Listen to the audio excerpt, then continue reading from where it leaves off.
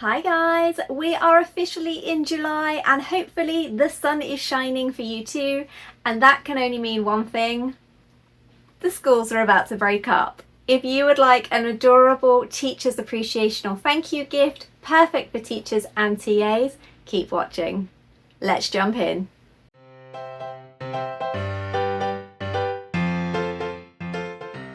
So for today's video, the majority of the materials I have used is from Paper Cutz. They not only supply the sheets in A3, which is perfect for these larger apples, but they also have them in a variety of different thicknesses and colours. So I have used their red and green. I'll drop the links for everything down below. So I have used their red and green for both the apple and leaf, and I've also used their gold glitter cardstock for the tag itself. For the stem, I've used some craft cardstock, and I've also backed the tag in this beautiful fuchsia pink, also from Paper Cutz. To tie my tag on, I have used this cute red and white butcher's twine, and for assembly I have used a glue gun and some double-sided tape. I have purchased a design file over from Silhouette Design Store. I'll drop the link in the description box down below, and I've obviously used my Silhouette Cameo to cut everything. So let's head over to Silhouette Studio so that we can start downloading the template and then get cutting. So first up, we are heading over to Design Store for Silhouette Studio and searching for the 3D Apple gift box. And once I have found this, I am going to add it to my cart and check out. And then finally, I'm going to download the actual file. Once it's in Silhouette, I am changing my cut mat to A3 and making sure that I also have the correct cutting mat selected as well as the media. Once that's done, I've turned off the colour just to make sure that there are no crease lines, but these are all dashed lines, which makes it a little bit easier. And I've gone to my library and used the preset gift tag to create a little place for me to write a message on. I've sized this down, and we're then going to go over to Silhouette and we're going to cut with the 160 GSM cardstock, and that's a cut blade free, force 31, passes 2 and overcut on. So I've gone through and done exactly the same with all the 160 GSM, but for the glitter I have used the Silhouette Cameo preset glitter settings. Okay, so we are trying something slightly different with the camera setup today, because I need to make sure that I've got full visibility, and the camera is usually right in front of me here. You can see the tripod legs just here and here, and I'm hoping that this angle will allow both of us to perfectly see. So we need to go through and we need to start creasing each individual piece down. We're going to start with the curved lid surround, and we are going to bend it so that every single piece is going round. So we're going to make kind of the geometric style apple shape. So I'm going down and away for each fold, like so. And this is lovely, beautiful, sturdy cardstock, so I don't need to worry about it tearing or ripping. And there we go. Now we can see that we've got this shape here, and it is time to move on to the next one, which is the apple lid, if you will, at the top. So again, we're just going to put all of these bits down like so, and I am going to breeze through the rest of it because you all know how to fold these lines. You don't need me to show you.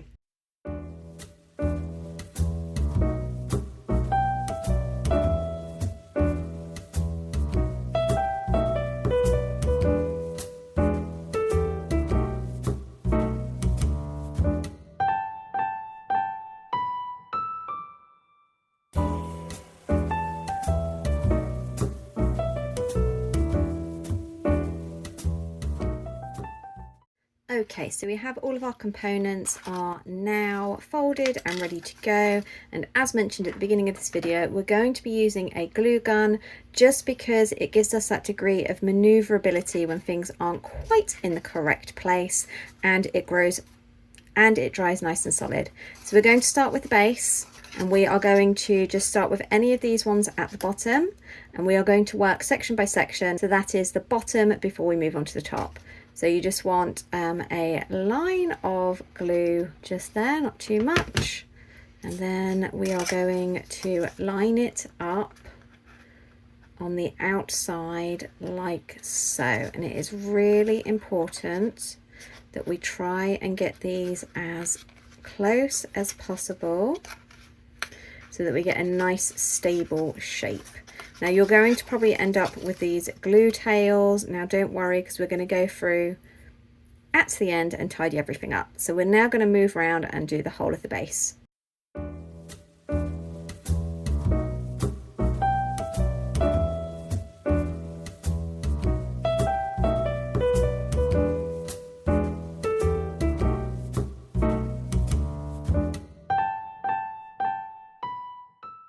Okay, so this is now complete on the base. So we're going to do exactly the same, but we're going to go around the top now. So we're going to obviously bend this one out the way, and then I am going to apply a little bit of the glue gun, just like so. And then again, making sure that you are lining it up as close as possible to the line before moving on to the next one. So I'm going to go around and do exactly the same as I did for the base now.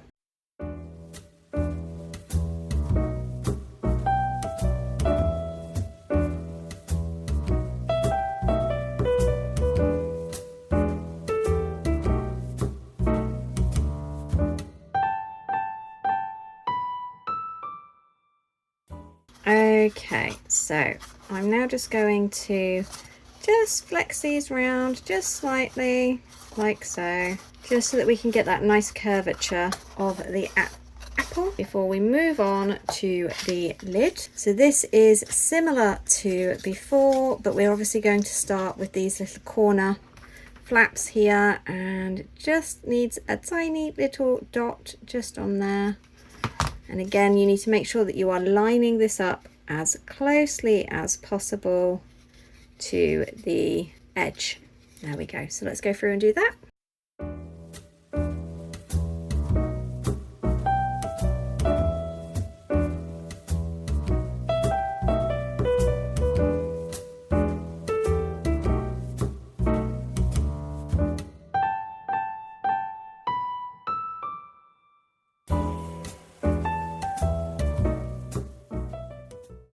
Okay, now on this last row here, there's actually a double, so we're going to do them at the same time, just because it's going to make life a little bit easier. So there we are, tiny drop there and a tiny drop there.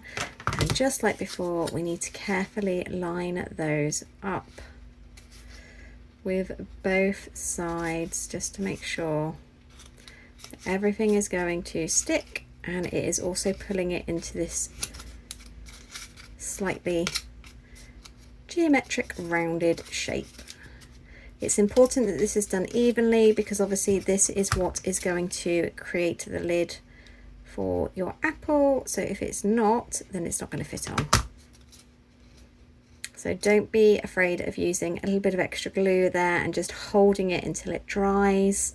We're going to go around and clean up at the end. Okay, now before we put the lid on, we're going to check that this fits on here correctly. And yeah, that looks all good to me. So you can see all the sides here line up beautifully, but we now need to fit into the middle this top bit here. So just like before, we're going to apply the glue, but we're going to do it slightly differently this time. We're going to do it from the inside so that we can make sure that everything is flat and is going to sit correctly. But we need to also make sure that there is no gaps showing.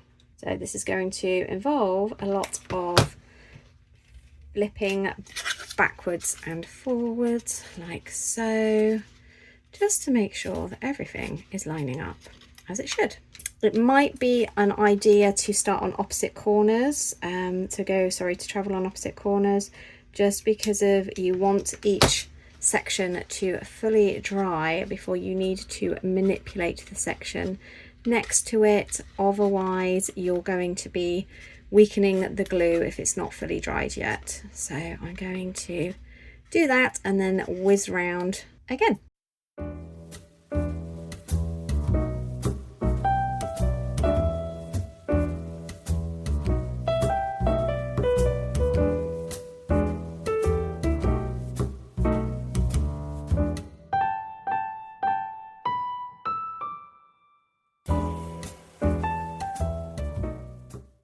And again, we're going to do a fit check.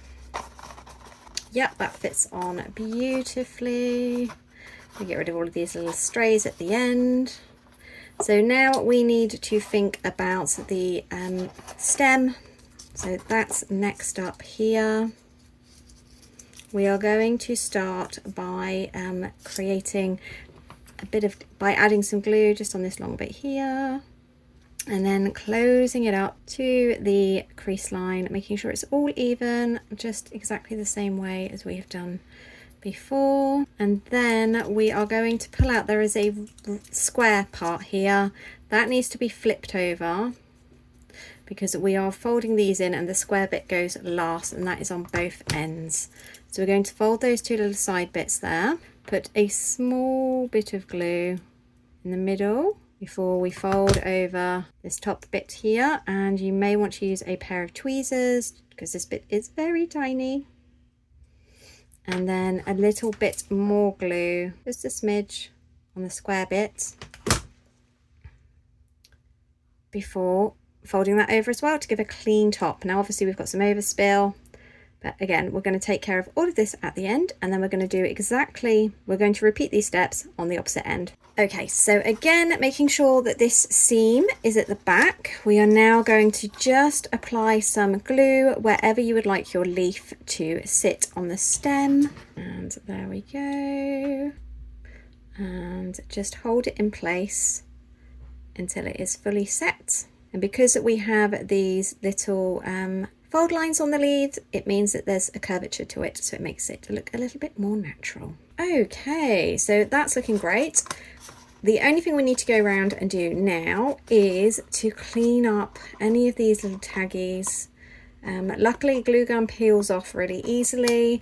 I sometimes use tweezers to get a cleaner pull, so we're going to go around and just literally do that anytime, any space that you see them sticking out, and then we will be almost done. We just need to finish off our tag. So the finishing touch that we have to do before we fill this with treats for the teacher is to assemble the gift tag. Now you can obviously just cut out from whatever cardstock you want and write on the back, but I wanted to zhuzh mine up a bit, so I've gone for the Paper Cutz glitter cardstock here, and I'm actually going to sandwich it with this pink too, just because I think it makes a nice contrast and it just looks a little bit more refined than the white back of the glitter.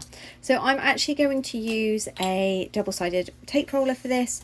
You could use Pritt stick, that would work really well, but I like the fact that this dries straight away. So I am going to put on quite a bit just so that it is all nice and secure. And it's a case of very carefully lining this up. They're exactly the same size, so they should fit perfectly.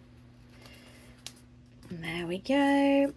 And I actually have this really cute red and white butcher's twine that I'm going to cut some off of, and then I'm going to take the two ends of this and feed them through, or try to feed them through, the glitter side to the back. Okay, and then we've got this loop here.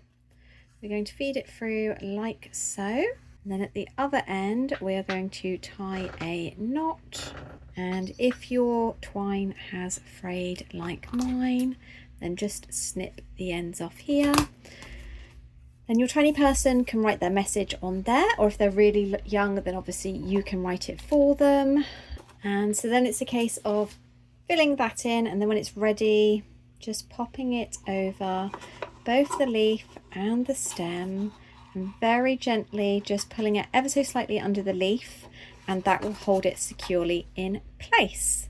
So now we have this beautiful apple gift box that we are going to fill with some treats for the very important teacher in your child's life. So why have I chosen to use Paper Cutz cardstock over some of the different brands that are available? Well, to be honest, it is the quality. It's not just about the colour, although this has got a great depth. On some of the other brands that you purchase, there's always a mottled finish to the cardstock, whereas this is always super smooth. It's available in a variety of different sizes and thicknesses, and because of the high quality, it cuts cleanly. Let me just show you what I mean. On these edges here, there are no fluffy bits whatsoever. Before I found Paper Cutz way back in 2012, when I first started making my Paper Cutz, I went through so many different brands. And the most frustrating thing was when you used the Silhouette Cameo to cut it, unless it was a brand new blade, and even then this still sometimes happened, you would get tears in the cardstock and little fluffy edges. It never looked very clean. That was why when I first started using Paper Cutz, it was because they provided so many different colours in the 160 GSM that I preferred, and they also had a free, and my mind was literally blown when I first started making Paper Cutz with them because the quality was fantastic, and I haven't looked back, which is why I am so over the moon to be partnered with them on my YouTube channel these days. I love all of their items, and it is why I have genuinely been recommending them for years and years. Their quality speaks for itself. Now, as we are on the theme of schools, I just wanted to give you a heads up that if you are perhaps a teacher, a school administrator, or perhaps even working on the PTA for your school, Paper Cutz do actually supply schools with their paper and cardstock needs, and you can even pay on invoice, which, as I know, is a huge bonus. If you are interested in using Paper Cutz for your school's card and paper needs, then please just drop them an email and they will be happy to help. So that's it for me today. Thank you so much for watching. If you are going to make your very own apple, I would love to see it. Upload it to Instagram and tag me at Chibi Designs so I can check your own creation. Don't forget, I've dropped the links for everything that I have used today, including the design itself, in the Silhouette store in the description box down below. If you've enjoyed this video, give it a like, make sure you share it amongst all your crafty friends, and I will see you next week. Bye!